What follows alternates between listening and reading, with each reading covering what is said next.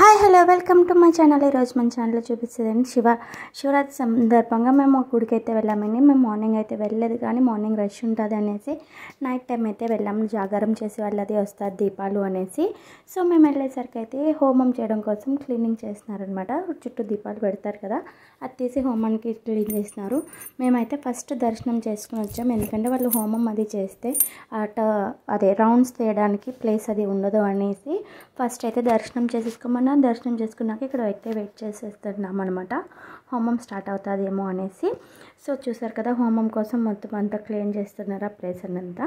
Temple అయితే చాలా బాగుందండి. ఇప్పుడు మా పాప ఏం చేస్తుందంటే, మా వాడిని నమశివాయ అనమంటే నాన్న అంటున్నాడు అనమాట. నాన్న పిచ్చోడు అనమాట బాగానే. సో నమశివాయ అని చెప్పమ్మా టెంపుల్ అనేసి పాపం కుస్తీలు పడుతుంది.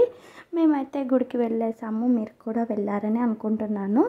చాలా పీస్ఫుల్గా ఉంటుంది.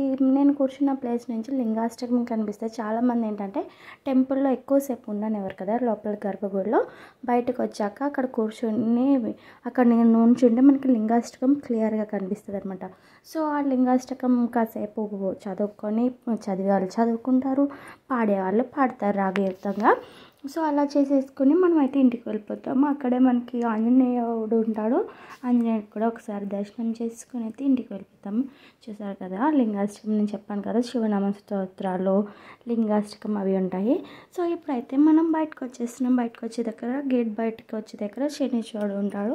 దర్శనం చేసుకుని అయితే నేను బయటకు వచ్చేసాను. బయటికి రాగానే మా వాళ్ళు స్టార్ట్ చేశారనమాట ఐస్ క్రీమ్లు బొమ్మలు అని. జాతర లాగా అవుతుంది కదా శివరాత్రి అంటేనే. సో బొమ్మలు ఐస్ క్రీమ్లు అనేసి స్టార్ట్ చేశారు. మా వాడైతే ఐస్ క్రీమ్ తినేసాడు. ఇంకా అంతే, బాయ్ బాయ్. ఐస్ క్రీమ్ తినేసి అయితే మేము ఇంటికి వచ్చేసాం. మీరు కూడా బాగా ఎంజాయ్ చేశారని అనుకున్నా. Once again happy Shivaratri.